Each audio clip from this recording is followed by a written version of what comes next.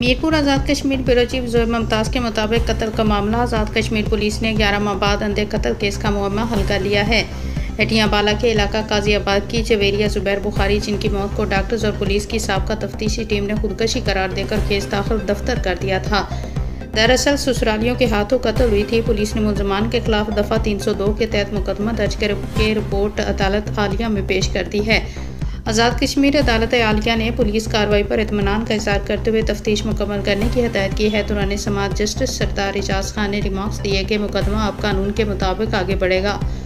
अदालत में इस्तगासा के वकील ताहिर अजीज़ एडवोकेट ने मौक़िफ़ इख्तियार किया है कि जवेरिया के कत्ल को 11 माह तक खुदकशी ज़ाहिर करके फ़ाइल बंद कर दी गई और शवाहिद मिटाने की कोशिश की गई। ताहम नई तहकीकात टीम ने हक़ाइक़ सामने लाकर इंसाफ की उम्मीद बहाल कर दी है। पुलिस के मुताबिक 3 मुलजमान को गिरफ्तार कर लिया गया है, जबकि दीगर की गिरफ्तारी के लिए छापे जारी हैं। जवेरिया के वालिद और अहले खाना का कहना है कि अब उन्हें यकीन है कि उनकी बेटी के कातिलों को कानून के मुताबिक सज़ा मिलेगी।